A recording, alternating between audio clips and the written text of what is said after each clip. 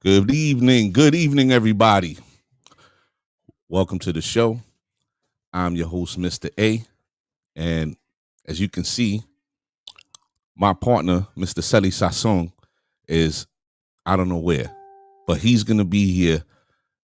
But the show still got to go on. Tonight, I'm very excited to welcome somebody from my part of town, from New York City, from Brooklyn. This gentleman is going to share his story with the audience, with our people, and hopefully we'll make a connection tonight. You're going to hear about his struggles, his perseverance, and most of all, what it took to get to where he was at the apex of his career. And then also we're going to talk about his present endeavors, because this gentleman never lost his passion for the sport. And I think that's a wonderful thing. You know, there are many different avenues that we take in life, whether it be music, creatively, music, fashion, whatever. But his passion was athletics. And this gentleman had an amazing career, especially coming from the background that he did. So I hope everybody is, ready to sit back, relax, and enjoy a really, really good conversation with somebody who, brings a lot to the table. We're just gonna have a good time. Miss Reyes, good evening. The snow is coming down, and I'm sure in Ohio it's even heavier. So let me see what's going on in here. Let me see if I could find my partner. Yeah, I think it's. Oh, I'm here, baby. oh, you on CPT? What's I, going I on? wasn't doing the Lamar Jackson. No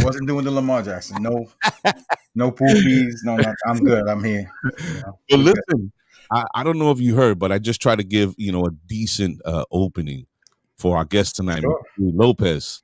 Man, I listen. Can you give the people a little bit more background about who he is or his character, and the things that you know about him? Let's do that, but let's get back to that. Let's. When I say that, I'm going to introduce him. Okay. Is that good? Oh, Fair. perfect. All Perfect. right. Cool. So let me run a ticker then. Yeah. Run a ticker.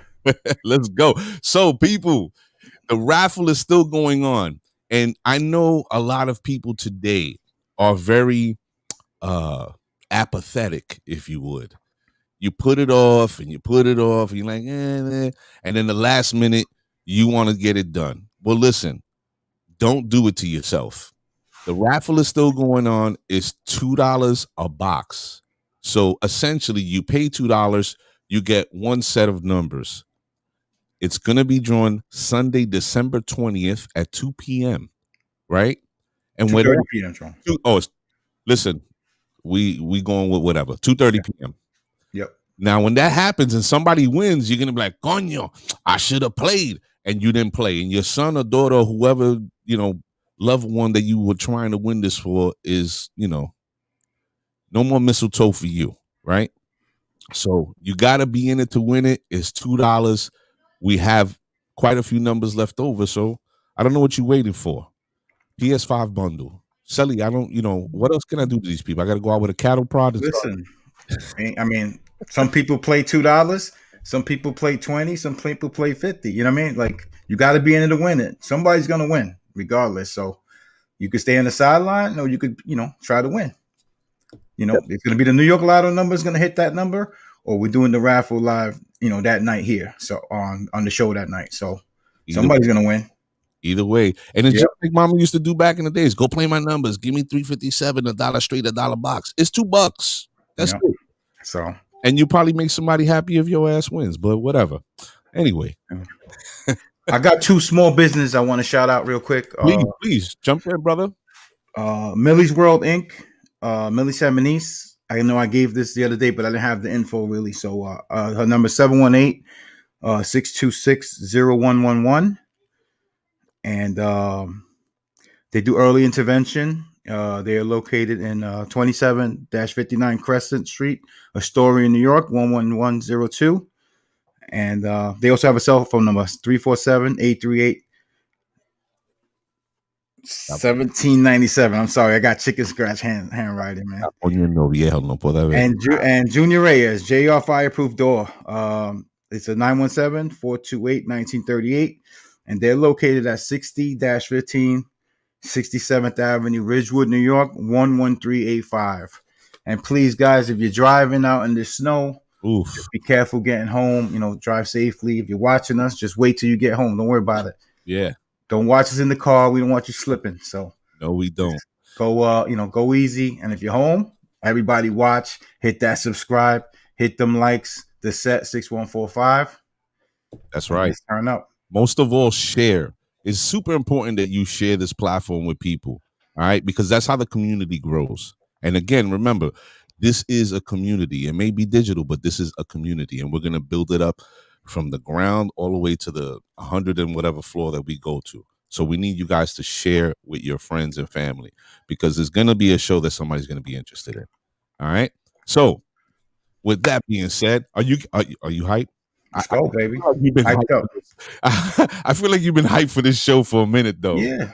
My man right here, this good brother, within like 5 minutes of us reaching out, he got back to us, and it's a real person, you know what I mean? Never changed up on nobody. He's part of the 1%. Like I said, he's he made it to the pros. Yes, sir. And never big league nobody. So all respect to our next guest coming up, and let's go. Louis Lopez Jr. Louis Lopez Jr. is going to come on right now. Here we go, folks.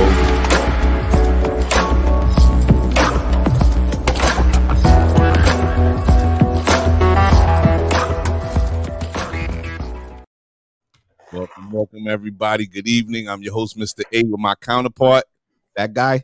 Sally Sasson, baby. And this is the set. I hope everybody's enjoying themselves. I hope everybody's home safe. As Sully said, man, be safe on them roads. It's crazy out there. I see a lot of people in the room showing love. Wow, it's really it's getting busy. It's getting busy. Good. So let's just get this thing going without further ado, because I think I want to hear everything about Mr. Lopez. So the set welcomes Mr. Louis Lopez Jr. Louis. Wow. Salute. Legit, fellas. Yo, we're not the big leagues yet, but we we're working our way. Okay, yeah. We pay our cable bill. You believe it? Facts. Believe it. Yeah, man. He's stealing Wi-Fi. Don't let him fool you. Oh yeah. Así tiene que hacerlo, hermano. We gotta start somewhere. A veces poner los cables with the that in front in the house. Yo no cruzo cable. Yo no cruzo. Okay. Let's not go there, people. Shit. That's not a good look. That's not a good look. That was the Sunday show. Yeah, that was. I'm still catching heat about that, but that's another topic. Yeah. Louis, welcome to the show, man. I'm very excited. As my partner, he is very excited to have you. I think it's we get filled with like that orgulloso when somebody from our part of town comes on. You know what I mean? It's special. It feels good to us, and especially when that person, like Sally said, never went big league. He still has his feet or her feet planted solid on the ground, and they understand, like, listen, these are my people, and they don't get too special and Hollywood type, So I can really appreciate that about your personality. So Sally, I think I'm gonna set this off from the ground up. Why don't you tell the audience exactly where you come from and when this journey started for you? Okay. Well, first of all, thanks for having me, fellas. It was a no-brainer, especially when my boy Sully reached out, and whoever he's associated with, and I'm all in. I know he's always going to bring me to a platform that everybody's going to be professional and and going to be family.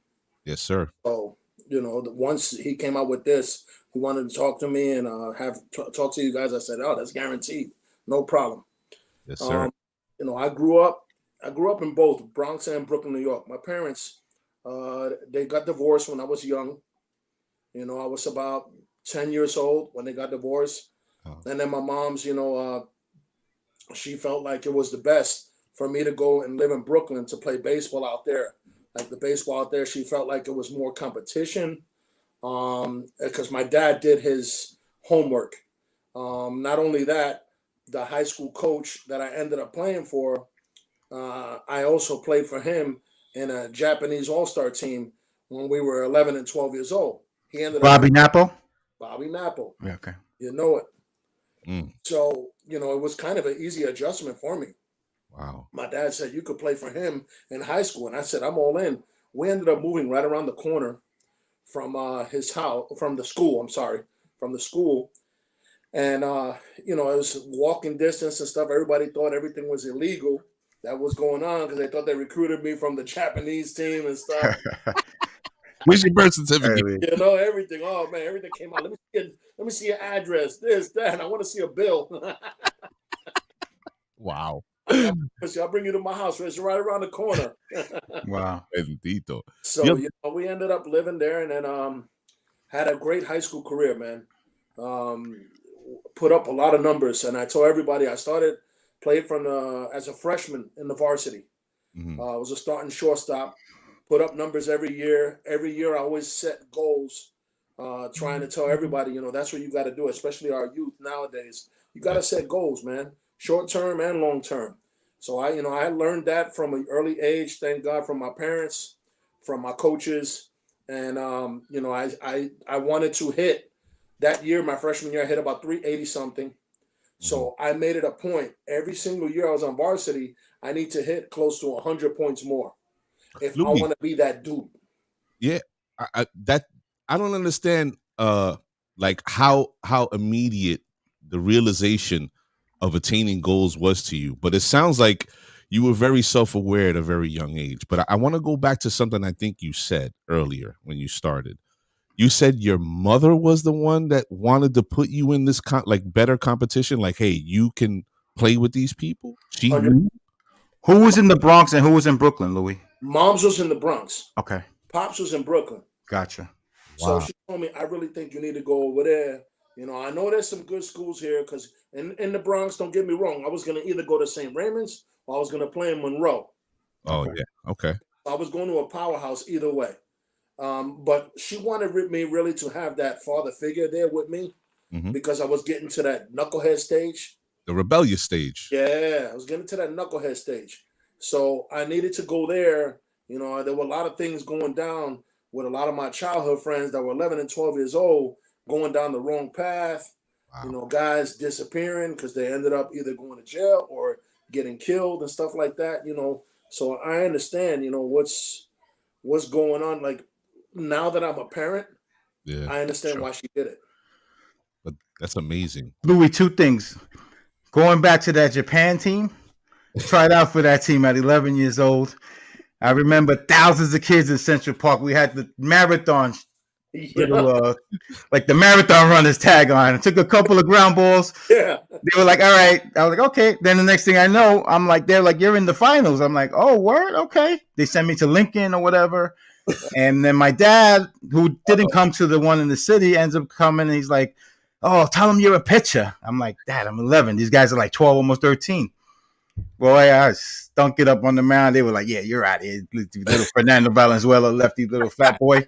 But hey, though, I always look at the positive side, dog. Of course. Out of all them people, man, you made it that far. Yeah, man. No, it was a great experience, man. And we went to junior high school because it was my Mr. Monahan at PS 314 that told us about it. So when I went to junior high school, I didn't know about trying out again at 12.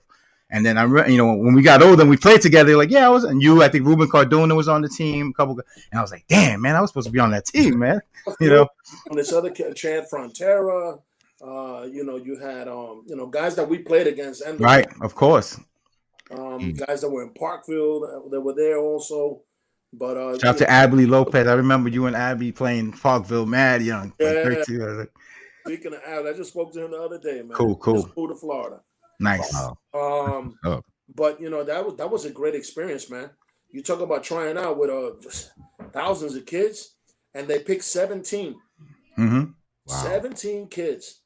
How was that experience when you got do you remember feeling like when they let you know, hey, listen, you're gonna play for this traveling team? Like, do you remember the feeling you had when they let you know? I was shocked. The parents go also? The parents could go, but on their own dime. Yeah. The kids. It was all expense paid, everything. Wow. I'm talking about everything was taken care of. Food. I mean, we was like big leagues at 11 years old. We going to Japan. Right. We went to Japan. We played in Tokyo Stadium. So we played there in front of 10,000 plus people. Wow. They went berserk when we took the field. When we came into the stands, they wanted our autograph, shake our hands, and I'm like, we're 11 years old. Like my mind is like, this is unbelievable. Blown. So it was pretty cool because it was surreal. Then I ended up going back later on in my career to play in Japan. Right. So right away I thought back to when I was 11. Right. And I was like, wow, this is crazy. I'm on the same grounds. Louis, and going to Japan at 11, that experience, like you said, did that prepare you to be, as professionally? Like, did that prepare you to, like in college, I'm sure you played in front of big crowds, but did that prepare you as far as playing in front of crowds and the nerves and stuff like that? I'll tell you right now, from a young age, my father told me, if you have that dream to play in the big leagues, you have to learn how to control your emotions. So he kind of told me a little bit about breathing, about how to control that adrenaline. I really didn't understand it to a point that I understand it now. Because when I got to professional ball, they took it to a whole new other level of breathing and how to calm me down. But he helped me with that. He thought, he made me tell me, he would tell me things like, think of places where, let's say we at home, hanging out, playing in front of the yard, we playing wiffle ball. You're not on that field. You're not on that stadium with 10,000 people there. Right. We're in the parade grounds, hanging out, taking ground balls, whatever. Just stuff like that. He would give me little tips. Like my father, I mean, he knew a lot of stuff, man. And I think it goes back to him knowing a lot of professional athletes as friends, because my dad didn't get the chance because he ended up blowing out his arm. I really think if he didn't blow out his arm, man, his main boy, man, may he rest in peace, Roberto Clemente. Him and Pops were tight. Yo, hold up. You see this right here? Yeah. Done in honor of Roberto Clemente. So I don't want to wow, man. Yeah. Wow. That is amazing. I remember Pops, man. Pops is no joke. Shout out to Pops for real. I remember he used to always, he was cool with us, but he was, y'all ain't working? All right, yeah, Louis, come. Like, you know what I'm saying? Like, y'all got to work. Like, he was like, nah, yeah. He was the real deal, man. Definitely. Listen, Louis, now that we've touched that topic about your dad, I mean, as a man now at the age that you're at with children and being a father yourself, what is the most impactful lessons that your dad gave to you and would like to then, pass on to your children now, through their lives and hope to, instill in them? That's easy, man. That's easy. One, he always preached academics. You got to do good in school. He goes, I can care less if you can play ball, you're going to be a big league player or whatever. You're going to do good in school. You're going to get good grades. Excuse me. You're going to go to college. He goes, I really don't want you to sign first. I want you to go to college first. He wanted me to become a man first, basically. And, and then the other thing is you're going to respect. You're going to show loyalty. So those three things always stayed in my mind. And then the last thing was, remember where you came from. That's right. Wow. Remember where you came from. Wow.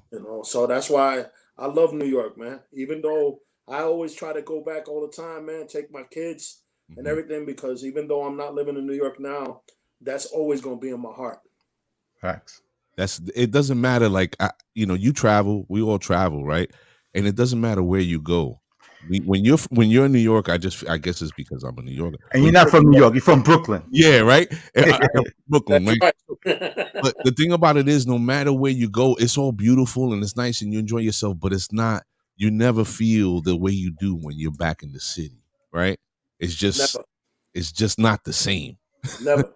But also, going back to the other part about your history in high school, you played a tough, playing shortstop is not easy, right? Third base, shortstop, those are like the highly active areas in the baseball team, right?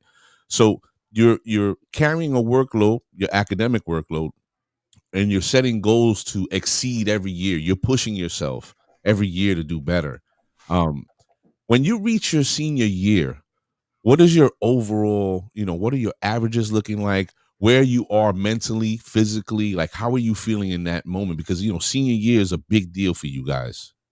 Okay, so to be honest, it came down to my senior year, right before the fall started. I was a two sport player. I played baseball and basketball, and Awesome people. yeah, I was being recruited basketball, but small schools, Right. with big schools with baseball. So that already told me where my talent was at, me personally. Right. And that's why I tell people sometimes you gotta look at yourself in the mirror, man. You gotta understand where you at. You gotta be realistic with yourself. Like, what was I gonna say? I'm gonna make the NBA. No, I had a better chance of making the MLB instead of the NBA. Right. So me as a senior, I had a very big choice because my freshman year, I always used to practice basketball with the varsity team, but I would play the games as a freshman on JV. When I became a sophomore, I was already on varsity playing basketball too. Wow. So, I'm playing varsity basketball and baseball and going to school, doing everything good grades. It came down to my senior year, and I really had a choice to make. Mm-hmm. And I sat down with my dad, and he sat down with me, and that's when really I think weight started coming into effect. Mm-hmm. So they were like, he goes, listen, what are you gonna do? You want to play basketball? And he goes, I know you love it. And I go, to be honest, my heart was like more in basketball than into baseball. Really? Straight up. I love basketball because more. it's more action. It's more Yeah, like more action. you're in the game back and forth. Thing, and I was getting other guys involved. I love to, making the assist, making a good assist, all that stuff. Playing defense, taking the charge, whatever. Right. But I'll tell you right now, we go, and my dad's like, listen, I'm thinking of this. I think you need to sit out and start lifting weights. So he bought me a few weights and brought it to the house, but he let me make the decision. It wasn't like he was forcing it on me. That's Right. one thing I loved about my pops, man. There were some things that he was, very stern on, but there were a lot of stuff that he made me make the decision as a young man. That's a good thing. So he made me make that decision. It was tough. I ended up not playing basketball my senior year, but that was my best choice I ever made in my life. Yeah, I loved my boys on the basketball team. I missed them. I still keep in touch with them. But the main thing was my junior year, I hit 3 home runs my junior year. Mm. My senior year, I hit 12. Wow. Okay. And, you had myself and Manny Ramirez basically running for everything in the city. He beat me in average. He hit about 6 something. I hit 590 something. He had 14 home runs. I had 12. He had 40 something RBIs. I had like 50 something RBIs. If not, he would have won the Triple Crown. So with me thinking of that, it has to go back to the weights and me making that choice of me giving up the basketball and just going out. And I was that crazy kid, freezing outside, just like it is today. That was us. And go outside and run. And Louis, that goes back to like your mother's decision of like, Manny Ramirez and those G Dub teams were stacked up there. Coco Flores, Brandeis, all those guys. But yet Brooklyn was winning the titles. Yeah. Because we won, Lincoln won, y'all went. You know what I mean? So it was like always like Brooklyn was in the mix. Yeah. And it's great, It was always in the mix. You got Frankie in that conversation too. Frankie. You know what I'm saying? I mean, we were stacked in the city. I look back now and I mess with our kids nowadays and I go, yo, y'all are lucky if y'all were on the bench on our team. Forget about starting on our team. Play softball now. I run the team and the Bronx dominates softball. Why? But I always say, if my Brooklyn guys that came up playing baseball play softball, be a wrap. No shot. No shot. I don't care what anybody tells me. Yourself, Frankie Rodriguez, Ruben Cardona. I mean, the list goes on and on, dude. You get Julius in there too. Coco Alfonso. Yeah, please. Coco Flores, you make a whole Yeah, other team is scary. crazy. Scary. So it sounds like, Louis, that your dad kept you grounded. And not only that, but he challenged you in a lot of ways that I'm sure now you reflect upon and you appreciate. You know, making children and young adults make decisions on their own is something this generation is like missing tremendously, Big time. right? But I think I'm sure you understand. You know, him putting you in those positions to make decisions and stand by them and own the results. You know, made you the man that you are, right? You know when I realized this, Mm. I realized this when I was laying down as a freshman, when I was at Coastal Carolina, laying in my bed, looking up at the ceiling. And I go, now I know why Pops did this, this, and this. Look where I'm at. I come from Brooklyn, New York, and I'm playing for Coastal Carolina University. Are you kidding me? It was I remember when the recruiting started, baby. Oh man, that was we were Greensboro. I think Greensboro, right? Yep. Oh man, Greensboro, North Carolina, with the cadets. I was like on fire, but that didn't bother. I tell that story all the time. So the head coach happened to be at the game. We're getting spanked. We losing like 10-0. Second inning, getting smoked, and the head coach John Vrooman, love him, man. Till this day, I tell him every day, thank you for bringing me to Conway, South Carolina. He sits next to my pops. He didn't know it was my father. So all of a sudden, you know, watching the game, my pops is clapping every so often for the Brooklyn team, for our boys, for everybody. He cheered for everybody. Facts. So that's why they never knew who was his son. You know, that's the way Pops was. That's the way Pops was the real deal. He tells him, oh, you know these Brooklyn kids? He goes, oh, yeah, I know these kids. Yeah. Oh, it's, you know, they have a lot of good ball players. At that point, bullet hit up the middle. Infield's playing in. I dove, caught it, got up, threw him out at first. Threw it to Selly. Yeah. Threw it to Selly, matter of fact. Came up. So he goes, oh, that's unbelievable. He goes, I can't believe that kid is diving and they're losing 10-0. Mm. He hasn't given up. It's the second inning. So he starts looking at the paperwork and he's like, damn, but this kid is killing the league. He's like leading the tournament and hitting. You know, why is he uncommitted? Now, this is unheard of. I read it in June. Our tournament was in July. Yep. I still didn't have a college. I had offers.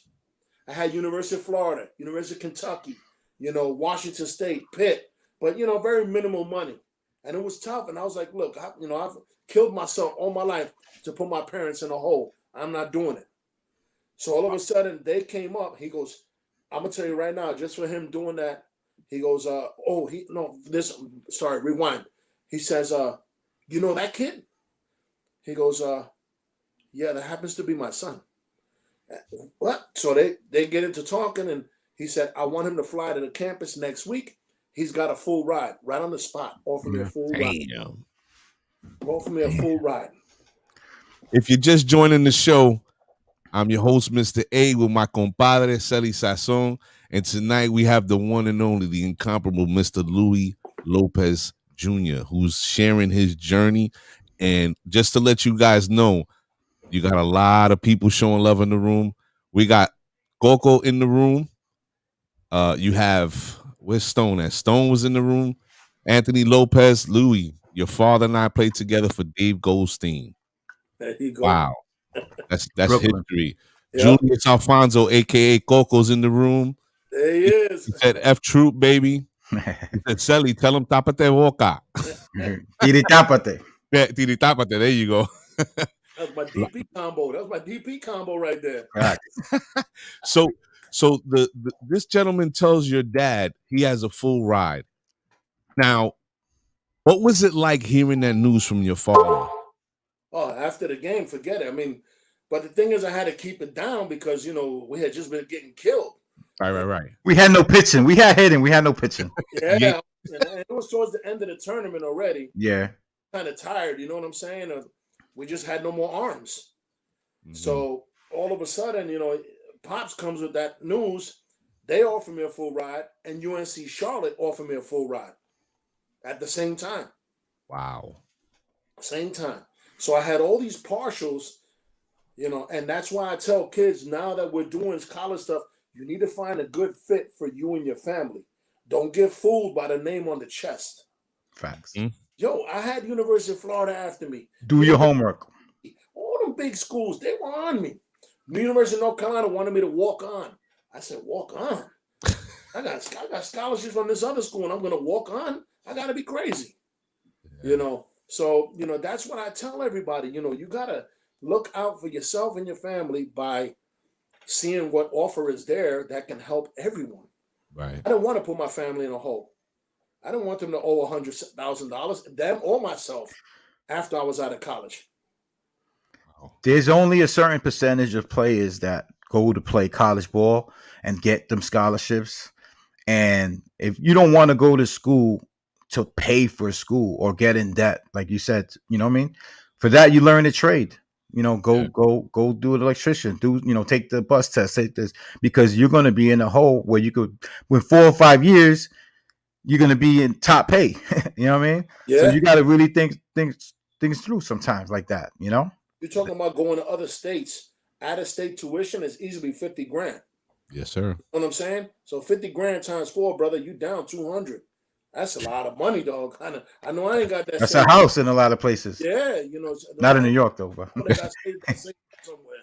So, but that's the crazy part, Louis. We come from areas that, I mean, naturally, the areas that we come from are the inner cities, right? And for the most part, some of us haven't been lucky enough to have the understanding and the wherewithal to have that sort of vision.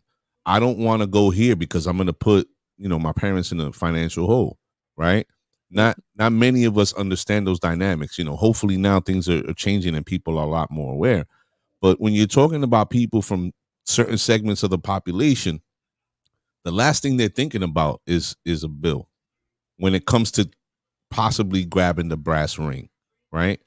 And it just seems like to me, from the story that you're telling, you had a very solid foundation, and like your mom and dad were, even though apart, they were a solid foundation for you to stand on, man. And that's really amazing. That's co-parenting. Yes, real co-parenting. No doubt, guaranteed.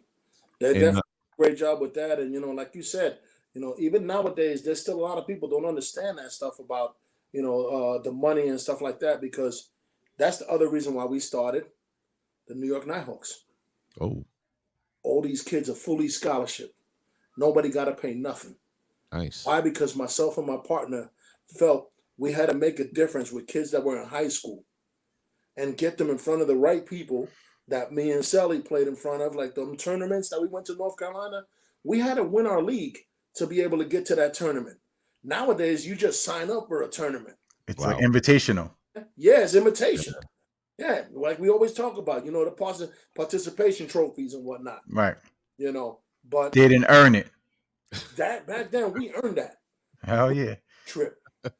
So, that's what we're doing right now. Even though you make this team, we're hand selecting you so that we can put you in front of the right people.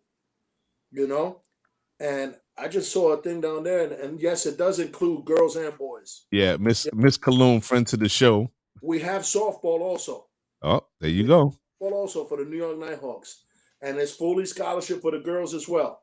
Because I want to get my ladies out there. Maybe I'm biased. I have 3 daughters. let them know where to find you guys at, Louis. Give everybody a heads up. We'll definitely, before the show's over, we're going to get all his information. We'll give him a minute to let that breathe. And then we're also going to post it up on our Facebook page. Yes. That everybody has access to the information. All that stuff. Yep. Yeah, for sure. We definitely want to share that. That's why I'm on social media. So just trying to use the platform. Absolutely. Of course. And that's what we're here for. We're here and spreading the word. Sharing. Yes, so now let's try to explore a little bit of the downside of what trying to become a professional athlete you may or may not have experienced. you're in college and you're going through the motions. You have your work again, your academic workload, and then you have your athletic commitments. Working out. Your play schedule, trying to stay healthy without injury, so on and so forth. What were the things that got you through those years in college, one? And two, was there any moment that you were like, you know what, I don't want to do this no more? Like maybe you lost your love for the game, or maybe you were just frustrated about certain situations. Or you want to go play basketball. Yeah. All right, so we're gonna touch on that. It goes back to my high school days. To be honest, in high school, I thought I was good enough to be able to be drafted out of high school. I didn't get drafted. That didn't mean I was gonna sign, because I felt like I wasn't ready to sign. Okay. My body, physically, everything. I was like, no. I got to go to college. I need those years to mature, get stronger. Yes, I felt like I was good enough to be one of the top guys to be drafted. Back then, we had 60 rounds. So I'm like, I got to be in one of the 60 rounds. I felt like I was one of those top guys in the country. Right. Didn't happen. It's okay. I kept pushing because I already had my scholarship to Coastal Carolina.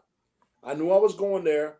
First thing I told them was, I want to play baseball, but I want to graduate on time. Don't give me no fake classes to keep me eligible. Wow. Okay? That's the first thing I said when I stepped foot in office. The other thing is, I said, I know you have me battling to be a starting guy in the lineup and everything like that. They had an All-American at shortstop. Wow. All went off. I got recruited as a shortstop. But I didn't care, because I was like, hey, they got to find me a spot. Put me somewhere. You're going to hit. Yeah. You're going to hit. So they're playing you somewhere. Yeah, put me wherever. I didn't care. And that's how I became a third baseman. They asked me, you ever play third base? And I kind of, threw a little blue lie out there, Yeah, I played third base, I had never took a ground ball at third base. I took maybe one or two when we played in the senior all-star game in Yankee Stadium. That was it. That was the first time I played third base. Oh. And then I went there and they just threw me in the fire. So me knowing that I had never played third base, I went about my business and took extra ground balls, all that stuff, and became the starting third baseman, because they felt with my body type, if I signed professionally, I was going to be either a third baseman or a first baseman.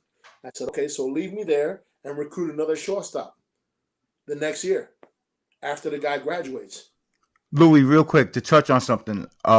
When I was coaching the kids, about 11, 12, when we tried out for the Joe Panty, right? So I coached kids 11, 12 years old, and I had kids play short. You playing right field, you're playing here.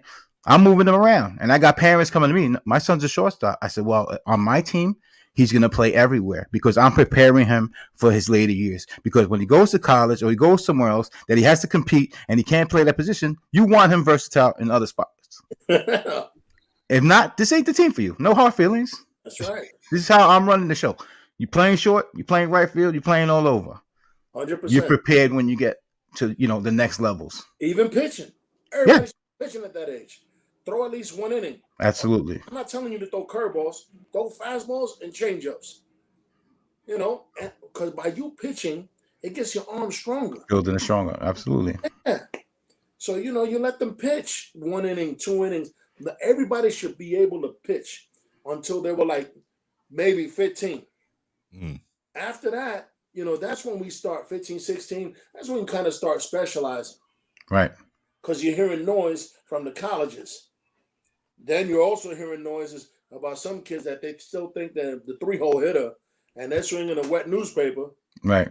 You know what I'm saying? And the load and lift. Yeah. Launch angle. They're throwing from the outfield 90 or from the infield 90 across. My man, get on the mound. All of a sudden, they become a pitcher. We're trying to prolong their career. Right. That's what we're trying to do. Mm. So going back to Coastal. Uh-huh. When I went there, man, my objective, I knew I wanted to be, my freshman year, I wanted to come in with a bang right away. And sure enough, I was honorable mention All-American. Played an unbelievable season my freshman year. I happened to play a lot of schools that were recruiting me that didn't offer me as much money as the other schools. And Toma. Hey, already know. You know, I might have had a little incentive from my pops. He's like, "Yo, you better not come home if you don't take care of business against them people." So, we did that. Had a great career. Freshman year, sophomore year, had another great season. Junior year was a little bit up and down, but you got to persevere, man. You got to deal with adversity. I dealt with adversity my junior year, you know, and had a couple of injuries. I still played, had dislocated fingers, fractured finger, all that type of stuff. Continue to play. Take me up, I'm playing. Did you face any racism over there in North Carolina? Because I don't know if you remember when we went to that tournament. I think it was me. I don't know if you were there. Ricky Martinez might have been there. And we were in the lobby, and there was a parade. People dressed regular, and this guy was like, "That's the Klan," and we were like, "What?" And we boogied. Yeah. I saw it. I saw it out there when I first got out there. Right. They had Klan rallies, parades, Right. all that. You know, I mean, us growing up in New York, you're like, "Are you kidding me?" You know, we don't see that. You know what I'm saying? So it was kind of weird. But then that's when you realize, damn, okay, hold on. You know, us growing up in New York in a melting pot, maybe we're a little bit blinded by it because we all get along, man. Yeah. For the most part. Yeah. You know what I'm saying? And then we had Italians, we had, about that everything diverse. So it was like our teams were all like, you look at pictures, you're like, oh, it's crazy. Yeah. We got a lot. And so I did experience it. Yes, I did experience it. That was another tough thing. Right. And actually in a game, I hit a foul ball off my leg, and catcher's like, oh dang, you ain't hurt. Get up, you spick. Wow. So I had never heard the word. Mm-hmm. Somebody telling me. You've heard about it in stories. Right. So when he told me, it took a lot out of me. I don't know, to swing the bat and hit him in the chest. Wow. Up in between the game. And I told the umpire, I said, you heard what he said. And the umpire kind of defended him. So all of a sudden, my coaches came out and got in front of me. I go, Coach, this guy, said this, and this. My coach grew up in Chicago. So Chicago's like New York. Yeah. You know what I'm saying? So we're all about diverse. And he's like, Louis, relax, calm down. He goes, I should have had this conversation, and I go, no. So I relaxed, get back in the box. I'm digging in, and I go, my man, you're just lucky you're not where I'm from. He knew that. I already told him, you're lucky you're not where I'm from right now. Mm-hmm. Because we wouldn't be playing this game right now. Yeah, it's over. Yeah, it would have been. It's over. That's not the bet, though, right there. I would see that wasn't. And I had to refocus, no doubt. You got to refocus. And I had never dealt with that before, ever. So for me to deal with that, mind you, remember when I left, I was a young guy, man, going to college, brother. I didn't turn 17 till I got to college. Right. My freshman year. So I was a young boy, man. So for me to hear all that stuff, I'm like, what? It's brand new. Brand new. It's like we only heard this in stories. Shock to your senses is what it is. Right. And then great career there in college, Hall of Fame career. The Chancletas. I can't say their name. Always. Was it Chancletier? How do you say the name? That's Coastal Carolina? Clears, baby. There you go. Chancletas. Chancletas. So you go through your college years, right? And you obviously you have a big stretch. You're putting in so much work. You're doing, your best. You're performing your best. How do you get the news? How does the news come down that, a team wants you or is looking at you? Like, how does that all come about? Well, I'll tell you right now, that started as soon as I stepped foot on campus. Everybody wanted me to sign right away when I was a freshman, but I wasn't eligible for the draft till I was a junior. Being an honorable mention All-American, they were on me big time. Wow. So, I was like, well, I know by my junior year I'm going to be gone. Didn't happen. So I was like, okay, come back my senior year. I'm going to bust it out. It's going to happen then. Didn't happen then. That's when I got worried. Right. That's when I said, wow, is my career over? Because I didn't feel it inside. I felt like I was a pro player. I felt I was prepared. Right. I felt I was ready. You felt you had a lot of game left in you. Had a lot of game in me, had a lot of grit in me still. You know, us coming from New York, got that chip on our shoulder. I had a little extra too from all the stuff that had happened.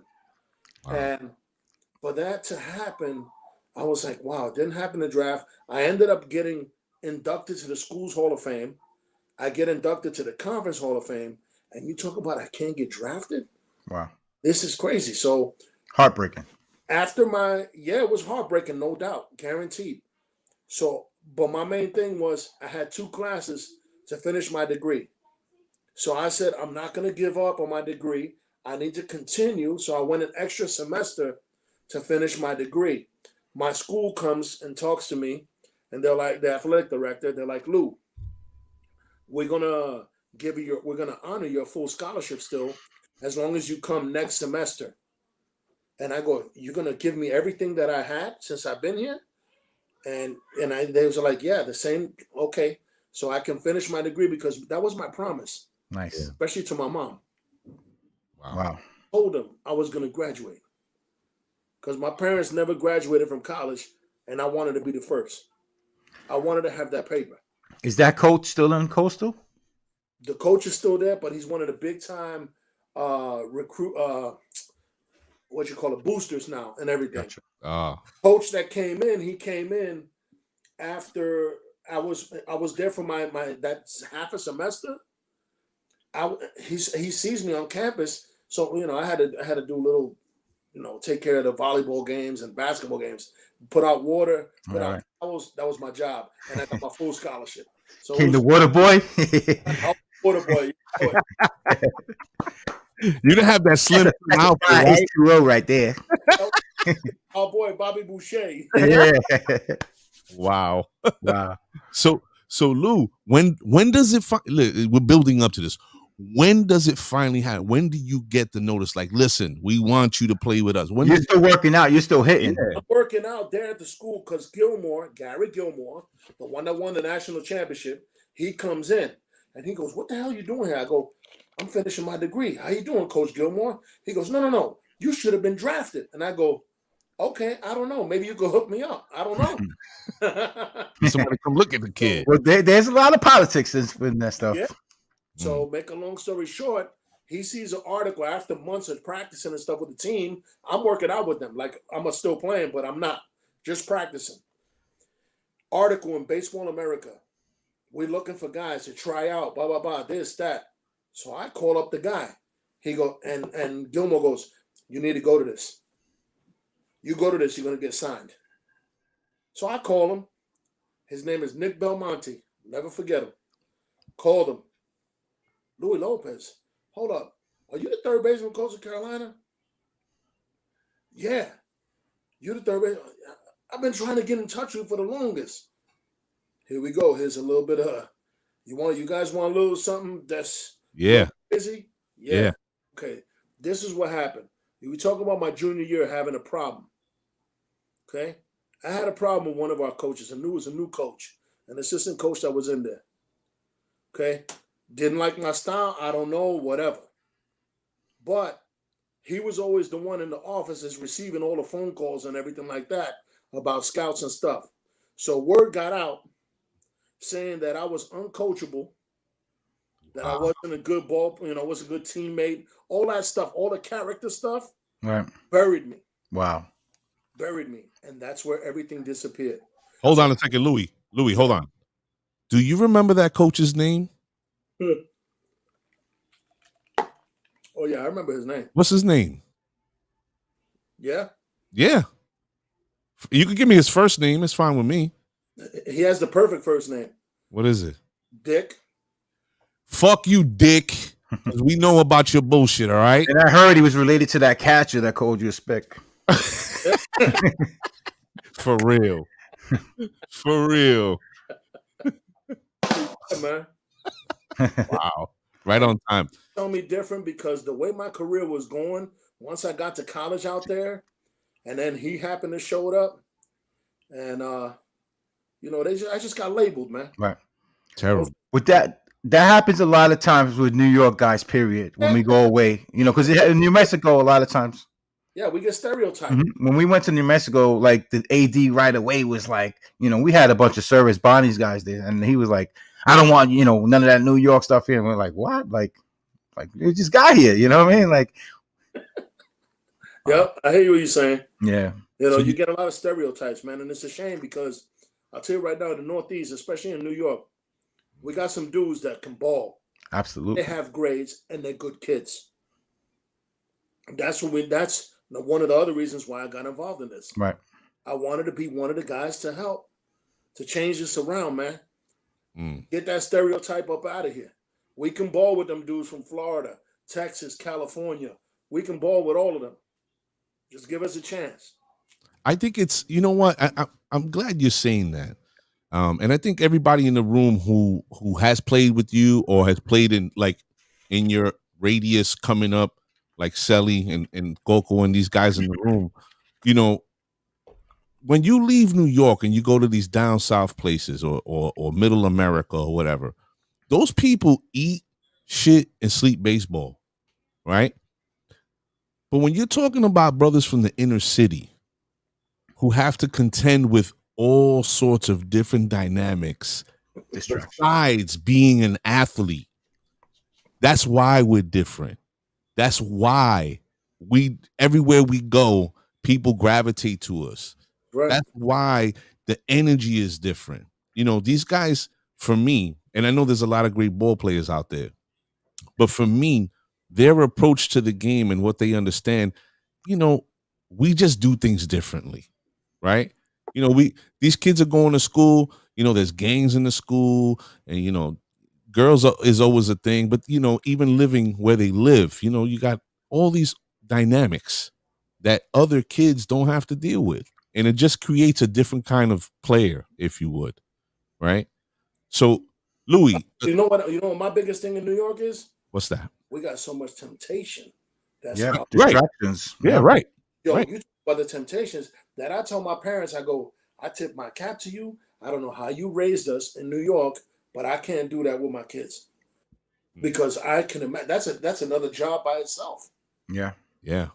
Just sure. raise kids in New York, man. Yep. It's a huge undertaking. It's tough. But I wouldn't do it for the world, though. No, definitely. No. The best times. You know that. Yeah. So you find out this dick got you blackballed, basically. You go to you make this tryout, or they're like, oh, we've been looking for you. Get over here. That's it. Get here. I'm gonna sign you. Wow. Nice. That tells me on the phone. I see. And I go, I'm finishing my degree. I got classes. He goes, Louis, I said, I really don't have too much money to splurge to drive from Myrtle Beach, South Carolina to Orlando. He goes, I promise you. And I go, I've been trying out for every single team up and down the East Coast in Florida for every single organization. I went to every single spring training, made it to every final tryout. Heard the same thing. We'll get back to you. We got your information. I'm still waiting for them phone calls. Jesus Christ. Still waiting for them. So to say that, I was kind of like, do I believe him? Do I not? And then Gilmore's the one that goes. Then my family put some money together. They go, here, go down there. And then I stayed at my uncle's house. My uncle took me over there, man, and the rest was history. It was true. They signed me, man, right on the spot. And what team was it? The St. Paul Saints. That's where I started in the Northern League. Nice. I'm sending you to the best place in the Northern League. He goes, because I know you can play there, blah, blah. So he sent me there for a month just to get my feet wet. And then he sent me to a team out in the Pioneer League in Ogden, Utah, brother. Coming from Brooklyn to Ogden, Utah. You talking about a shell shock. Wow. But it was beautiful, man. Mormons. That was my opportunity, though. Because my team was independent and everybody else was affiliated teams in the Pioneer League. So I said, I'm playing against draft picks. If I bang out, they got to sign me. Right. So I hit 360 that year. Nice. St. Paul Saints was like, I think Ricky Henderson, like a lot of big name guys went there, right? Burberry, Kevin Millar, Ordonez. When I was there, I had Dan Plantier, what was his name? The outfielder, Doug DeCenzo. He was out there with us. I mean, a great time, man. Don't get me wrong. It was awesome, bro. Independent ball. And I thank God for independent ball.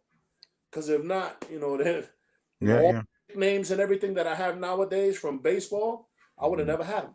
I would just still be known as Louis Lopez. Is it still strong? Because I'm close, like by the Long Island Ducks and stuff like that. Is this still? Yeah, it's still strong. It's Cool. still strong. We actually, nowadays it's changing a little bit because some of the minor league teams are like buying into those cities, Gotcha. those places because they're good places for minor league teams. Yeah. Long Island Ducks facility is nice place. Yeah. So you get onto this team. It seems like you start changing the narrative about who you supposedly are through that experience playing with them, and you're moving through the channels, the different channels. When do you get the next big call that you're going to be going up to MLB? How does that go? Wow, that was tough because once going from those independent leagues, then finally Toronto invited me to extended spring training, and they had me out there. They wanted me on my own expense. Oh. And I said, okay, no problem. I have an uncle that lives about an hour away. I'll commute every day, no problem. So I stayed at my uncle's house, and I commuted every day. That we had to be there, let's say, by 8 o'clock. I'm leaving my house by 6, get down there early. I want to be one of the first guys in the clubhouse, have my breakfast. If I had to take a little nap, I take it right in front of my locker. No problem. But, I just wanted that chance. When I was able to put on that jersey, I had tried out for them for like one day. And all of a sudden, the guy that worked me out was Rocket Wheeler. And I love that guy to this day, man. All he tells me, I say, you want me to run at 60? He goes, for what? I saw the way you could feel. I saw the way you could hit. I can care less about the way you run. Damn, I needed that guy around me. Salute to Rocket. I've been all these trials because the first thing you do is run a 60. And I'm like, damn, let's get this out of the way and then move on to the next. But, he did that and went in, spoke to his boss. They got back to me in about a week and a half. And he says, all I want you to do is come in 10 pounds lighter. He goes, I want you to stay off the arroyo habichuela. So, all right, you got it. You got it. And I couldn't believe it. They sent, it was actually a recording on my uncle and my aunt's phone. This is how far we're going back. The phone recordings. I heard it, and I told him, I don't believe it. Play it again. Really? When they invited me back. Yeah, I made them play it twice. Nice. For me to hear it again to go back because I did not believe it that they were inviting me back. Instead of going back 10 pounds lighter, I showed up about almost 30 pounds lighter. What? Just started running, man, working out and doing my stuff, man. And I said, I just want a chance. I had my degree already. I had nothing to lose. How old were you at that moment in time? 20. You were 20 years old. 20 years old. That's why I said I don't want to be 30 and say, what if? Wow. So I said, let's go. I turned down a job offer that I came out of college to work in Florida, to work as a finance manager for $70,000. I turned it down to sign a contract that I was making $700 a month. Wow. Chasing your dream. Yeah. You were taking a shot on yourself, basically. Yep. I rolled the dice. So let's roll it. That's it. How does your parents, at this time when this happens, your mom and dad are still around, correct? Yes. How did they take the news? They were shocked. They just wanted me to play pro ball somewhere. They knew that I was a professional. Right. Just about the way I went about everything. And they were like, all you need is a chance, man. I don't get it. You're putting up numbers with these guys and they're getting drafted first round. And I go, hey. And I told my dad was the one that was really harped on that stuff. And I go, don't worry about that stuff, man. If I'm going to get my chance, I'm going to get my chance. No matter what. Perseverance. Yeah, don't worry about that. So, sure enough, finally they gave me that chance. And once Toronto ended up signing me, my first jersey in extended spring training, I went in there with number 80. I said, "What we playing football?" Football number, yeah. I was just gonna say, Nice. playing linebacker for the Blue Jays. Wow, man, that must have felt amazing. Like your career, your whole journey from when you were a child, and playing in these leagues and travel leagues, and getting to college, your whole high school career, then getting to college, and then dealing with all this adversity, and now you're finally on the stage. Do you ever take the time out for yourself to just sit down and reflect and say, holy shit, as a young man? I mean, that's first of all, it's a tremendous commitment and responsibility, right? Mm-hmm. But to just sit down with yourself and be like, maybe even pat yourself on the back for your hard work. Is finally, the plan has come to fruition. It's paying off. I think about it now. But the thing is, it's a lot of sacrifice. Yeah. And the sacrifice starts when we were young kids, man. When we were in New York. I mean, you talk about going to the beach and pool and parties and whatnot. Nah, man. I didn't go to none of that. None. Wow. I erased that, and I wanted to be at the park. I wanted to be at my games, and I didn't miss my. If I missed my game, it was because I was hurt or if I was sick, like it was legit. If not, I was there. Now you fast forward and you go to pro ball, and finally they come up to wanting to sign me. I tell them, since I'm here on my own expense, can you give me something to put in my pocket? I've been using my own money. Oh, guess what? No, we can't do that, but we'll give you 2 gloves and a pair of spikes. And that's what I signed for. That was my bonus. A first base glove, a third base glove, and a pair of spikes. Wow. And in the back of my mind, I already knew that the Toronto organization, when you win the MVP at each level, they fly you into Toronto for the weekend, all expense paid, and they give you a check for $2,500. I said, I'm going to win that every year until I'm in the big leagues. And when I'm in the big leagues, then I'm going to get my money back also, what they owe me. Nice. Wow. So that's exactly how it went. I ended up, there's 4 or 5 guys that have won it 3 times. Consecutively, MVP in the minors. One is Derek Bell. 2 was Carlos Delgado. The other one was Adam Lynn. And then you had myself as the 4th guy. That's a nice class. Yeah, for real. There's only one guy that's won it 4 times. And you're talking to him. Yeah, buddy. Yeah. Nice. Congrats, ladies and gentlemen, if you're just joining the show, I'm your host, Mr. A, with my compadre, Celi Sasson. And today, as you just heard, we're speaking with a one and only achievement man here, Mr. Louis Lopez Jr. And he is, I don't know, man. He's taking us on a journey. And to hear this story is just fucking incredible. Louis, you played with Carlos Delgado, right? I played with Delgado, played with Mondesi, played with Cheito. That finally, when I got that call up there, man, I played with Holiday, but he rests in peace. Chris Carpenter. You talk about big names, man. Wow. We had it. And all of them are like, yo, it's about damn time they called you up. They were like, yo, we get because when you're in the big leagues, you get all the stats from the minor league guys of what they're doing. Right. And all you see is me killing, hitting 330, every year, 3 batting titles, MVPs, All-Star games, this, that. And they're like, yo, when they're going to call him up? So finally, and this is the business side now of baseball. Of course. It was my 6th year, and my 6th year, either they let me go. I'm a free agent. They don't get nothing for me. Right. Like Rule 5 or? Rule 5, anything, just free agent. Gotcha.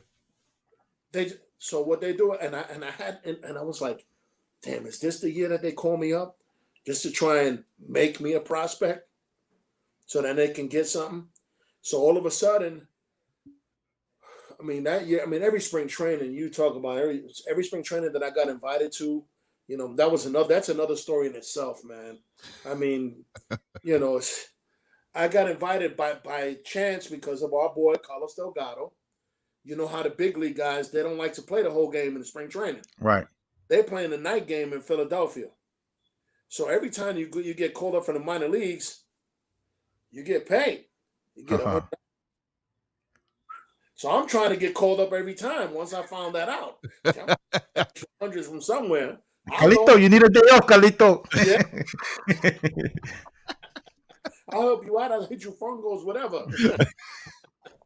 So all of a sudden, he tells me, he goes, he saw me early in the day, and he goes, "Ponte ready, te van a llamar." So I'm like, really? Yeah, we got a game tonight with the Phillies. Really? And I had never been called to a big league game. The guys had told me, I heard stories. We all talk in the minor leagues. So, all of a sudden, they go, "Lopi." So they call me in. I go, "What's up?" And he goes, "Hey, tonight, you got to be at the big league stadium, blah, blah, blah. Can you get there?" And mind you, I didn't care. I was going with the family. I had to drive back an hour. That day, I stayed with the guys in the hotel. So I go, and they invite me to the game, and I'm just there just to hang out just in case, but he had a couple of bats, and then he's like, so then all of a sudden he wanted some extra at bats that day. So I go, maybe I won't get in today, but I still get paid. I didn't care. Right. Anyway, but then all of a sudden, the manager, Nick Leva, goes, "Hey, Lopi, grab a bat." So I'm going to hit for the pinch hit. I'm going to pinch hit for the pitcher. So all of a sudden, I see who's pitching, and it's the Phillies closer, Wayne Gomes. I go, I'm facing a big league pitcher. I'm like, this is great. I had never faced nobody in the big leagues. Whatever, we're young, and we go with it, Bases loaded. Bases loaded. They pinch hit me. We're losing 3-2. I'm like, we go. Bah, and I hit a base hit over the shortstop's head. There we go. Scored 2 runs. We won the game. Next, bottom of the ninth, come out. Our pitcher gets 3 outs. Come back. So Nick Leva, the hitting coach comes over. He goes, "Lopi, come here." And it's Lee Elliott is his name. He goes, "You know who you remind me of? You remind me of Edgar Martinez Jr. I used to be his hitting coach in Seattle." And I go, wow. Now you're talking about a guy, man. I just came from A-ball. That was my idol. Heck, yeah, that's high praise, man. Adding me to that game. The manager comes behind him after that. Lopi puts his arm around me. "Tomorrow, I want you to go to minor league camp. You're gonna pack all your stuff in your locker." So I'm like, pack all my stuff. What the fuck? This guy sending me home? You get cut after a hit. Nice job, buddy. Thanks. So he goes, "You're officially now in big league camp. You're gonna be with us till we leave to Toronto." That's how I first got called up to the big league camp. Nice. Look at that situation. Listen, if there's any time you want to show the fuck out, that was it. Bases loaded, right? No pressure, right? And that just puts the stamp on the perseverance, and you just grind into that moment. Yeah. And like you said earlier about the breathing and the the pressure. So you already lived that moment. Already prepared for that. Yeah. Mind you, I had faced that dude in college too. Okay. You had his number, right? Got the scouting report in my head. That also helped me. This guy throws sandbags right now. I got his number. We're all right here. Yeah. Wayne Gomes. Wow. Yeah. Wow. But that's amazing, man. So you make it, right? I'm gonna have to plug this in, fellas. Yeah. Go ahead. Do that. Move real quick. Yeah, go ahead. Don't drop the beer. No. Can't do that.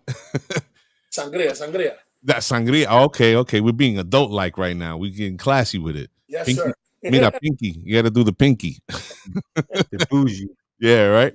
So, I mean, just sitting here listening to that situation, those are those big moments, right? You're either gonna go up or you're gonna slide and scrape yourself to death and not show up in that big moment. Pressure bust pipes or makes diamonds, right? Isn't there that the you saying? go. Yes, sir. That's what you're here. Yeah. I mean, you want to play pro ball. You want to face the best. I'm facing the closer. Ain't no better than on that team that year for a few years on the Phillies. Wow. Yeah. But that definitely spoke volumes because you were composed. You know, I'm sure that shot didn't look like you were fishing for the ball. You know, No, you were in the pocket. Your pitch came, no, boom. You, the slider. yeah. You know, saw it coming and stayed with it and stayed right through it. Wasn't like Who did you, Louis? Sorry to cut you off. Who did you face in the pros that you were just like, this motherfucker is filthy? Oh, that's easy, bro. John Smoltz. Smokes. Oh, God, yo, you talking about that's back when we were growing up when we played wiffle ball. Yeah. That shit was moving all over the place. That's the way it felt like. Right. His wow. ball moved everywhere. He threw the first pitch for a strike, and I stepped out the box and I literally said to myself, I go, how do these dudes hit him? Yeah. Yeah. I was like, his ball moves all over the place. Right. Oh, Ground balls, you know, you're weak at bats. Right. No, like good contact. Nothing solid, bro. Louis, you mentioned earlier in our conversation, you brought up a familiar name. You said Manny Ramirez, right? Beast. Salute to Manny, right? Beast. But I kind of so I think it's time we. Was he in Australia or something? I see him doing videos all the time. He said, "Wait, like right? Now they started today. Okay. He's playing out there? Yeah, yeah. Ball. Wow. Okay. Was there any point in your career that you wanted to go the route of the needle, if you would? Did you ever consider that?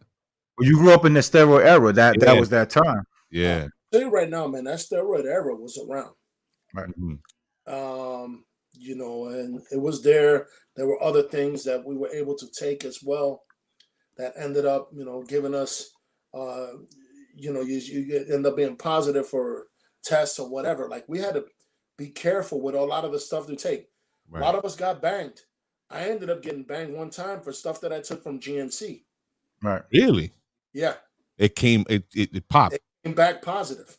Mhm. Wow. It was on the list that we weren't supposed to drink, but this was the time that with everything was making the transition. A lot of gray area. Right. They had a list that you can take and you can't. Right. I was taking this stuff that helped me out. It helped me keep me strong and stuff, especially towards the end of my career. But it was sold in GNC. Right. Like a creatine type of recovery stuff. Pro, all that stuff that was out there, it was there. But it made you test positive. Was there amphetamines like Adderalls and things like that passed around though? Whenever you wanted. Right. Jesus. You know, whenever you wanted. I mean, you know, it's, you know, it was things. But the thing is, a lot of the times, you know, nobody ever talked about it. Mm-hmm. Stuff, you know, everybody felt like the clubhouse was sacred, which, you know, I still, to this day, I think, you know, it should be. Right. Sacred. There's certain things you talk about and certain things that you don't. You got to keep within house, man. You know, everybody's going to try something sometime throughout their career. They're going to try something. Wow. And I'll tell you, but back when we were playing, it was easy. But you just turn your cheek. Right. You know what I'm saying? Wow. Things came out, but, you know, I always say if I was around this time right now in this era, I'd be making a lot of money in the big leagues. Yes, sir. The way the guys are pitching nowadays, the way they can't hit and all that stuff, you know, and I don't like to disrespect MLB players, but it's just a different approach, the way they're going about things, and that's why pitchers are throwing up in the zone. If you threw up in the zone to me, you're throwing into my power. That's where I was, you know, I made my money. Louis, like, I'm glad you brought that up. Okay, situations like I'm on my couch watching the Yankees, and I see DJ LeMahieu, slaps the ball to right field, hits the ball over the fence, hits the ball all over. One of, throwback player. And I'm watching, and I'm like, why can't Judge, Sanchez, Stanton, all these guys take that same approach, hit the ball to right field? It's 314. You know what I'm saying? Like, is it coaching or is it the individual? Like, are they? It's the individual, bro. It's an ego thing. Okay. Okay, so you want to be a macho man, you want to pull the ball. But I told them, I go, yo, I wasn't that big. And I hit the ball out, apple. I hit it out. And in Yankee Stadium, and a lot of the parks that I played in, I wish it was like Yankee Stadium. I would have hit more out. Yeah. You know, I mean, that's a porch. Yeah. Are you kidding me? You mishit it, especially as big as them dudes are. Mm. You know, they mishit it, it's gonna go out. They get jammed, it goes out. Mhm. You know, but you know, you look at, you know, LeMahieu, love him.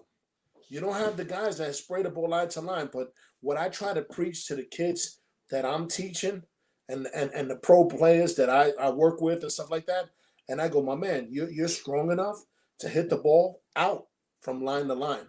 Don't think you have to hit a home run to your pull side. Right. Because you have enough strength to hit it out oppo too. Learn how to drive the ball there. This is easy. Anybody could do this. I go, why do you think in center field is 400 feet, 420? And a lot of people and a lot of kids, they don't know. They're like, why? We don't know why it's that deep. Because that's where we have the most power. To dead center field. Right. You want to hit gap to gap. If you stay on it long enough and stay through it and drive the ball to center field, that's where you have your most power. Interesting. Louis, do you? Well, it sounds like, but I'm going to ask anyway. You don't appreciate analytics when it comes to approaching the sport, do you? You have to a certain extent. Okay. I'm not all old school. Okay. Most of my stuff is old school, but I also have some of the new school. It needs to be a blend. Right. It can't be full-fledged, you know, one side or full-fledged analytics. No chance. Right. It has to be a combination. Right. Because you also need that human element, that gut feeling. We've seen it in the playoffs. We've seen it in the World Series, you know, with certain teams. Like, you know, for instance, this year, and that's my boy Cash. He was the manager for Tampa. When I saw him take Snell out, I go, what? Yeah. So that's when I knew they were completely analytics, their team. Yeah. Because the way that guy was throwing, and I'm telling you as a hitter, the way Snell was throwing, ain't nobody was going to hit that dude that night. And you took him out, you did me a favor. What did Mookie Betts say? Oh, my God, thank God you took him out. Yes. I say that to this day. Like, you hyped the dugout. Yeah. I wish I think the guy got a hit or somebody walked. Somebody got on base, but I wanted to know if there was 2 outs and Mookie was coming up, were they taking Snell out? And I say, yeah, they were taking him out regardless. He wasn't facing Mookie that inning. And why? Because the thing is, to be honest, I understand this analytics, okay? And I'm the manager. I'm going to go out. You still need that feel for the game. That feel for the game. My man Snell could have threw 9. Yeah, easy. He was dealing. So I'm going to the mound, and I would have asked him, how you feel, bro? And just to see his face, because I know he was going to want to stay in there. And I know that would have messed him up because he already had in his mind that they were going to take him out. That's 1. 2, look at what he did to the first 3 hitters. They were 1 for 16. Those were the guys that were coming up in that series. So if your analytics, look at it within the series. Don't look at it overall. Right. Yeah, that's the thing with those. That's where the problem is. Mm-hmm. Overall, yeah, it works. In a short series, no. Right. I feel the same. I think it can't be the end all be all. You can have analytics. Of course, we all want information on how to do things and know things. But in the moment, it can't be the end all be all because somebody might, he might have just caught his wife sleeping with somebody or, whatever. Like, it's just human error, that things that happen. Like, my stomach might be bad or this or that, it's just. You might bring in a picture that I hit 400 against. And the way I'm feeling in that series, my daughter could pitch to me and she's going to get me out. Right. Because I'm feeling terrible. Yeah. So that's the thing what I'm talking about. You have to understand when your gut feels, this dude ain't feeling good. I can't go with him. He has no confidence right now. Yeah. Or vice versa. This dude is lights out right now. Right. I'm going to leave him in there. I'm going to ride with him 1 more inning, 2 more innings, and see what he does. Yep. Yeah, I hear that from a lot of, especially in conversations that I have with Sully, analytics are good, but it doesn't give context in the game because like you guys are saying, you can't account for the human condition or emotion. That guy may be, like he said, his wife, he probably caught his wife with his best friend or, his dog got hit by a truck or whatever. All these things come into play, right? Especially as an athlete. You have your moments and things happen. And you may have had a guy's number like the whole season, right? And you go up there and this guy's like, you know what? Tonight's my night. I'm due to get this cat. He might just be in that mode and you can't account for that shit. Yep. You know what I mean? Yep. But enough of that. Yep. Let's talk about where Louis is now and what Louis is working on now. What drives you now? Because you're away from you're not completely removed from the sport, but as a player you are. So let's talk about what you're doing now, where you are now in life. Okay, well, I have 2 projects going on right now. Okay. One, I'm the head coach at the Harvey School. It's a varsity prep school. I tell everyone it's basically like an Ivy League high school. And what I did was, now this is my 6th year there, and what I wanted to do when I got there, I wanted to create the best student athlete environment as possible, not just baseball. And I explained that to our AD, all our people that were in charge, the front office. I said, I just don't want baseball to get better. I want all the sports better because we have the perfect storm here. We have great students. And that's exactly what colleges look for when we want to send them off to school. So let's get some good athletes in here as well and mix them in with the other guys. And all of a sudden, you're creating a very good program. And fortunately, we've been be able to do that. We've done it. I got there, and my first year was 2016, and we won our championship first time ever in 2019. Nice. Wow. And the school's been around for 100 years. And yeah, Bendito. Westchester, New York. It's like a college campus, man. We got dorms, we got everything. I'm able to recruit. All that beautiful. Stuff. And what I'm trying to do with that as well, and like I explained to them, which is a good look in the community, just to help out kids that can't afford it, man. Because the tuition is very expensive. Yeah. It's, between 50 and 60 grand, depending on if you stay there. And I explained to them, just because of a kid's financial status, let's give him an opportunity, man. Let's help this kid out. His parents, are hardworking people, blah, blah, blah. His grades are 80-something, 87 there. We bring him to our small environment school. His grades will probably bump up to 90-something. In the right settings. In the right setting. Yeah, man. There's a lot of stress, like we talk about, even on that kid. Right. Being in that type of environment. Let's give him a situation to try and help his family in the future. That's one. Yeah, that's super important. What we do, besides there at Harvey School, we also run our nonprofit organization that I started with my partner, Sandy and Maria Ogg. And it's the New York Nighthawks Baseball Foundation, Youth Foundation. Nice. We started it back in 2015. Once I retired, after 2014, I wanted to go back and help the high school age level because I felt like they weren't being taught the right things, the right ways to go about baseball. And not only that, but just to help them in life in general, man. Talk to them that you can get out of here. Because a lot of our kids, believe it or not, are from the city, from the inner city. So even though we're based out of Westchester, we have a lot of kids from New York City. Nice. We got New York City kids. We got Jersey kids, Connecticut, even upstate New York kids. We got kids coming all the way from Binghamton, New York, 3.5, 4 hours to come and play for us. Wow. Kids in the Poconos coming to play for us. So we're obviously doing it the right way. The main thing that we did with my partner and I, when we first started, everybody's talking about the pay to play. We wanted to get away from that because it's ridiculous. There's people and the water, it's watered down. What happens? A lot of our kids that can't afford it because of financial status, they're not able to play in the right tournaments. They're not able to play in the right showcases for the right teams. Why? Because they don't have money. It's not right. So we started the New York Nighthawks. So every kid is fully scholarshiped. And now we started softball 2 years ago now. We're going into our 2nd year. So we got the girls going too. So we're doing baseball and softball. We're not going to water it down. We have 3 baseball teams for now. Come the spring or fall, we're going to start our 2nd team of softball. In a perfect world, we want to have 3-3. That's it. Yeah, it would be nice. And we want to stick with the age from 13 to 18 years old. Louis, how do the showcases work?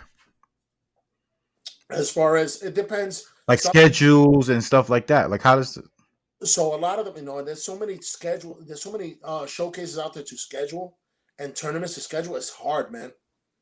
To pick the right ones. Right.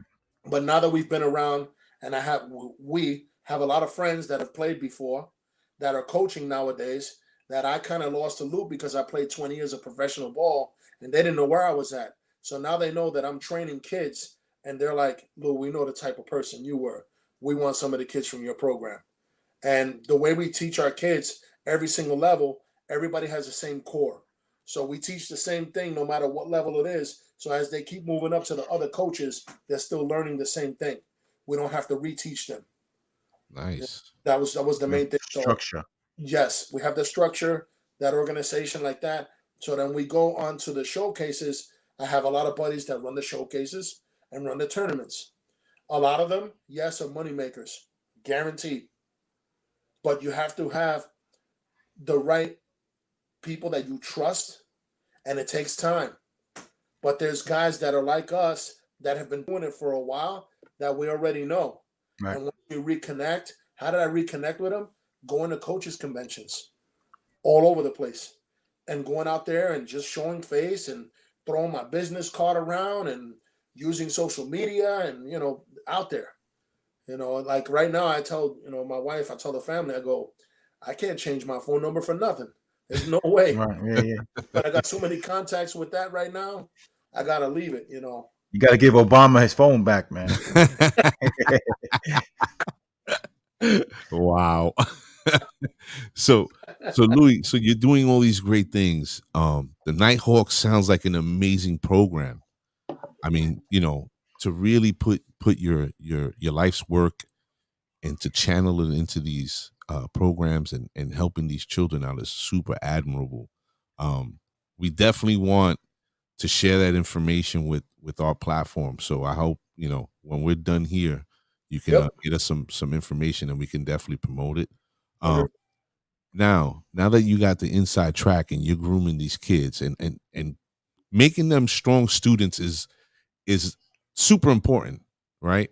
Because they can understand how to handle the workload of the academics while carrying, their passion for the game. Right.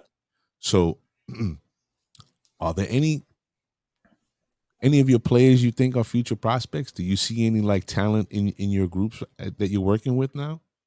I actually do. We've had a couple, and not right from the high school level. Mm-hmm. If we would have had a regular draft this past year, we probably would have had our first draft pick. But since it was only first 5 rounds, mm-hmm. I thought he might have gotten drafted between 5 and 10. Okay. He's a freshman right now at St. John's. All right. The kid's name is Tyler Roche. Right-handed pitcher. Look out for him. Good luck to him, man, for sure. Good luck to him, man. Because when he came to us, he was throwing probably like 78, 79. The boy's topping out at 93, 94 now. What? Nice. Yes. Wow. You talk about a workaholic. This kid put in the work. And I'll tell you right now, for the most part, the New York Nighthawks, we have not yet anyway. We haven't had that one kid that's like that phenom, like a Manny Ramirez or a Frank Rodriguez. Right. We haven't had that guy yet.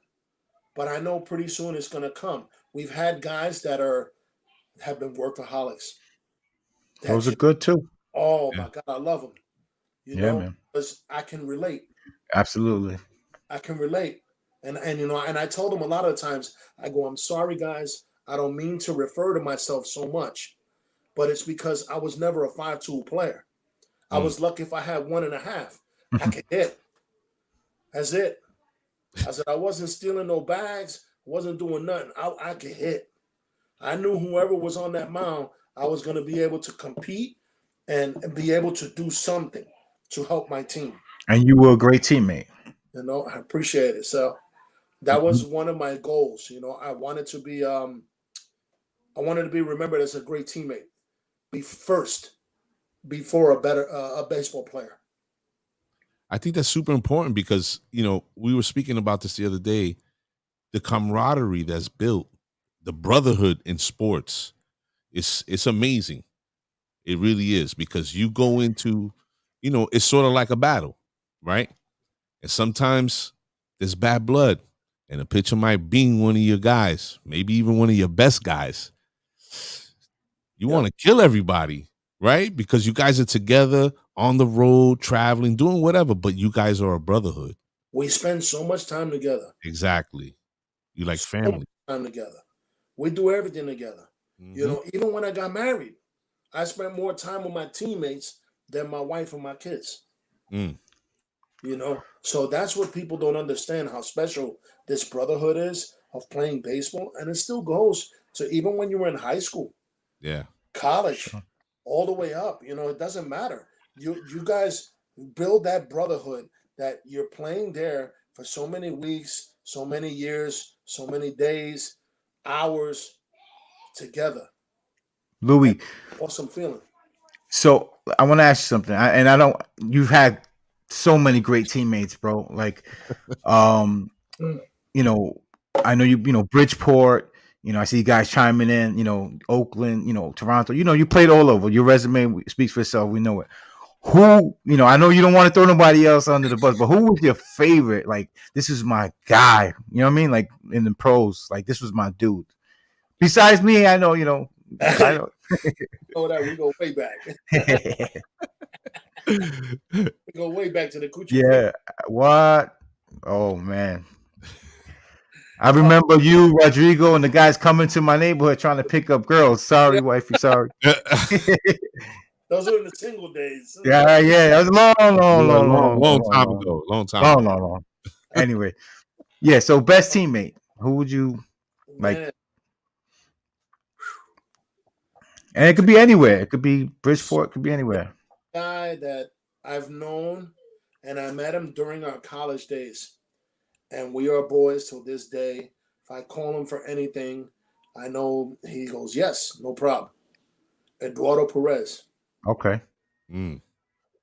Wow. Me and him, we played against each other. I thought he was going to get the Mets job, man. Well, that's another story, because there could have been a possibility that your boy would have been with the Mets too. Oh man, you would have made me convert.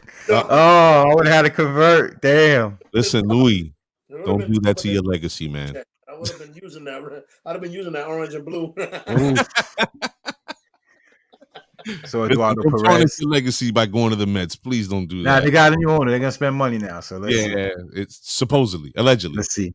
But yeah, man, my boy Eddie, man, we've been boys nice. since. He was at Florida State. I was at Coastal. He was a first-round pick that year, junior year, when I was a freshman. That was the first year Coastal ever made it to the regionals. We get there, and he first thing I get to first base, hit a base hit. Lopez, he goes, you speak Spanish? I go, yeah, I speak Spanish. So we just started talking and stuff, and from that point on, after he got drafted, then I ended up, small world, 6 years down the road, I end up getting signed with Toronto. I end up in Winterboro in Puerto Rico with Santurce, who's my locker mate, Eduardo Perez. Nice. Wow. Him, Jorge Posada, Ruben Sierra, Orlando Merced, Raul Ibanez, stacked. Wow. Jose Cruz. Like, our team was stacked. And I was there as an A-ball kid, just listening to all these guys talk. It was absorbing awesome. Yep, for sure. Ladies and gentlemen, if you're just joining, you missed a whole lot of history. I'm your host, Mr. A, with my compay, Celi Sazon, and tonight, the one and only, the Brooklyn guy, Louis Lopez Jr., has just put on an interview clinic, if you would, and given us the ups, the downs, the backgrounds, the put downs through his career. And I don't know if you guys feel the way that I do, but I feel some semblance of connection and understanding this guy's journey.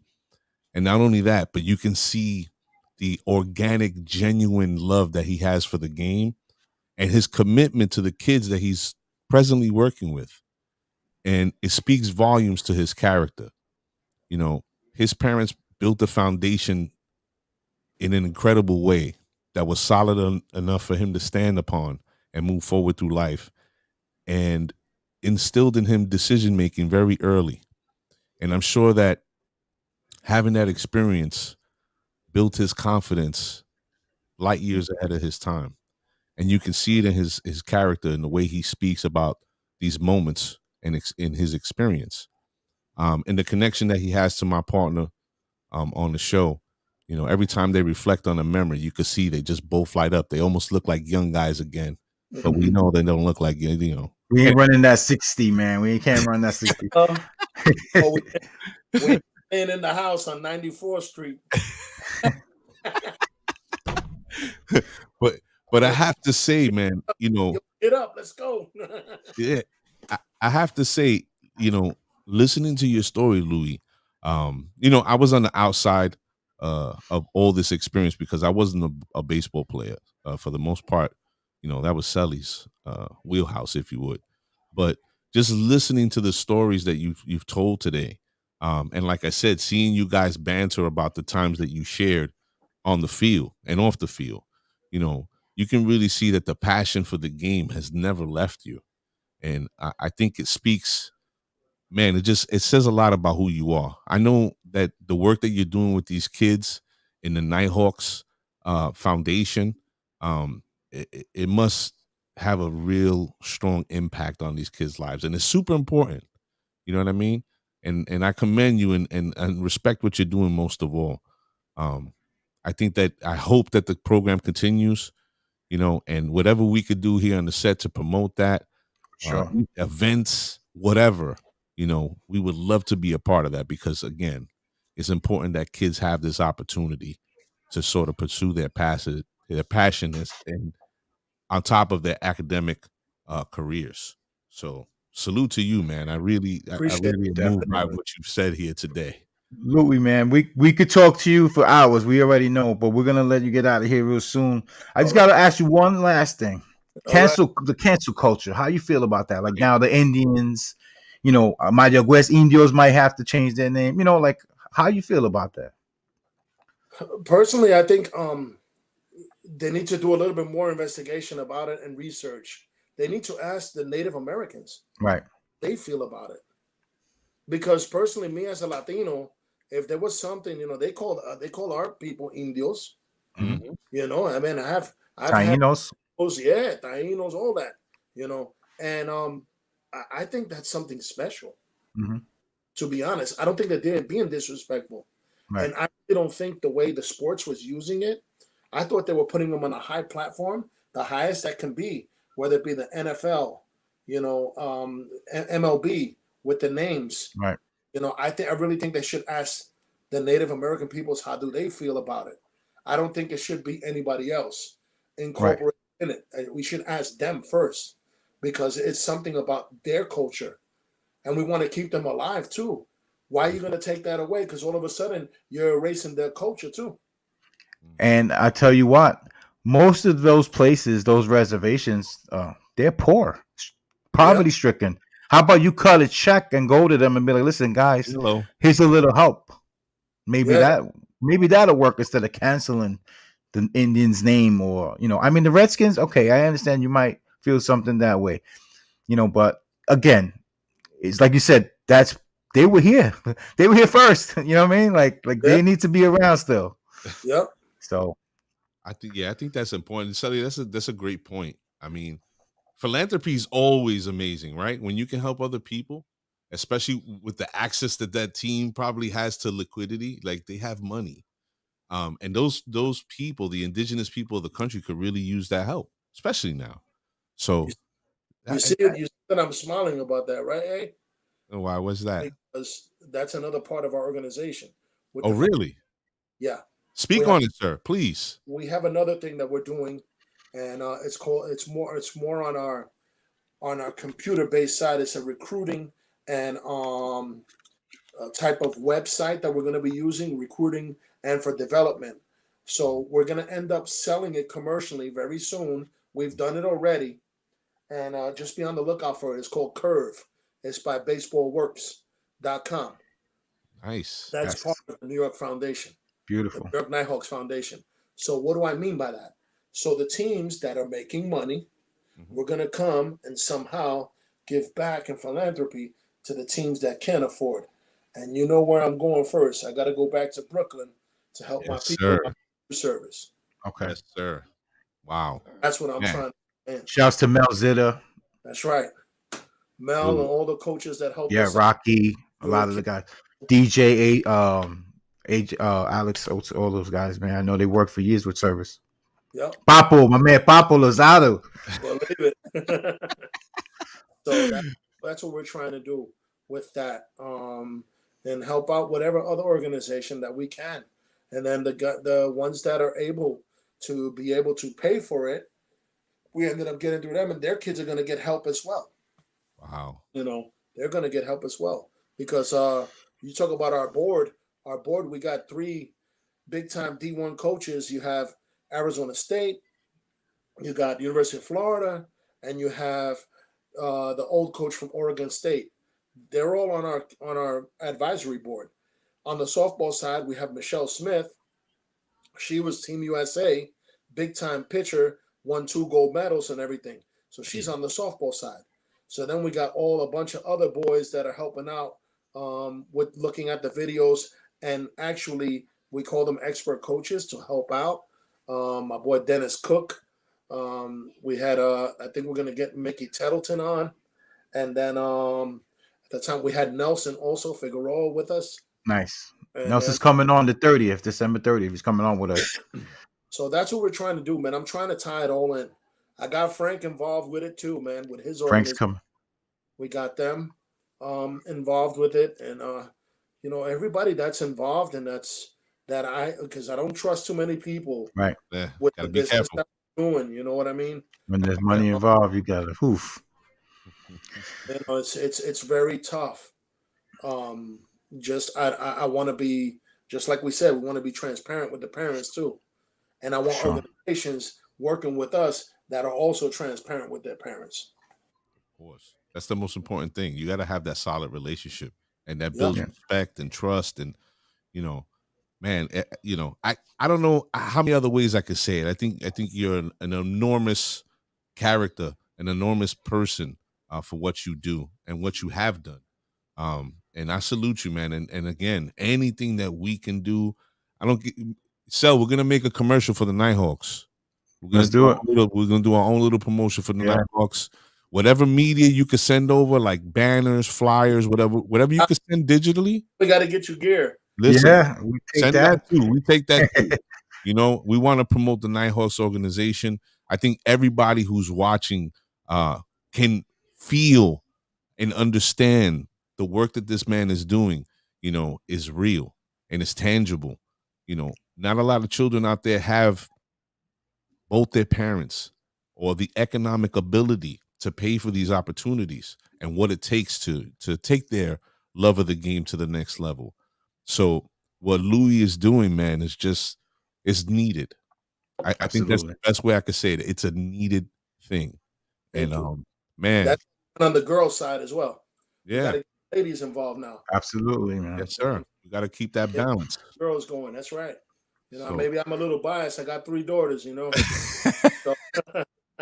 I got one, but I could relate to you because when you have a daughter, man, it's completely different, the relationship. Yeah, man. You got to keep them. They got to be closer to you more than their own mother. And they are. Yeah. It's scary. Yeah. But you know what? I always tell this to fathers who have daughters. They're never going to accept from a man what they don't see between you and their mom. You're the example of what they're going to look for in a mate. And that's super important. But, so. My brother, Louis, thank you so much, bro. I appreciate this. Love you, kid. Say hi to the family. Stay safe for the holidays, buddy. You know it, man. And definitely, we got to get together. For sure. Out of this, go get something to eat or whatever. Yeah. In person, not just on the camera. Yeah, man. I lose 10 pounds in person. But listen, Louis, I can't express how appreciative we are for you giving your time to the show, man. Man, I don't even have the words, but just understand that as all our past guests, we want you to know that you're a part of the family of the set. And anytime you have something coming up, an event, something you want to promote, maybe a message that needs to get out, whatever it is, the platform is yours. All you got to do is reach out and we have you on. And, it's all. You want to give your peoples a shout out? There's a lot Yeah. of Kyle Jackson. I saw a couple of people that's hitting you up on here. My ex-teammates, I love you guys. Thank you, everybody, for tuning in, family, all that stuff. Thanks for tuning in, for staying on with us. These are my people from Brooklyn. Continue to follow them, even though I'm not around, but continue to follow them. I said, because they're out for the right reasons. Yes, they're going to be touching subjects and everything like that we're all dealing with right now in this society. So just continue to stay positive, everyone. Stay safe, and happy holidays. Thank you. Love you, kid. Man. All right. We'll see you soon again, brother. Man. Oh, my God. Yo. Yeah, man. Cell, it's crazy, man, because it's like I was telling you. I was seeing you guys talk, and I could see it. You know what I mean? Like you them outside. You know what they be like? The juices start flowing again. You know what I mean? Yeah. So it's like you get that, but you could see that magic between you guys, like pause. But like, I mean, we know each other a long time, like me and you. So yeah. And damn, real people keep long relationships. That's real. how people got to look at it. So for real. But yo, man, Sunday we got Frank Rodriguez coming. Wait, we gotta clap. Another 1%. Another 1% coming on here, spreading love.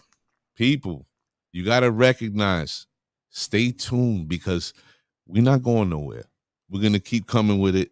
We're gonna be bringing more guests, real people telling real stories and making that connection. And as you can see, man, Louis Lopez is a tremendous human being, just amazing. And we salute to the Nighthawks program that he's working with and working on and bringing these kids out and getting them straight, to get their school and their sports together and make it happen for them. I mean, how can you not admire that? That's amazing. So salute to Louis Lopez Jr. and everybody that stayed watching, man. Thank you. Thank you.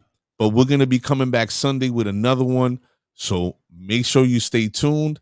And remember, the PS5 bundle raffle is still going on. Don't wait till the last minute because, hit them claps and let's land the plane. Let's go, baby. So, as always, we're going to leave. We'll be back Sunday. And, everybody stay safe with that snow. Be careful out there, man. If you're shoveling, watch them hearts, man. Don't get crazy. Yeah, for real. All right. Yo, so we out of here, brother. We out.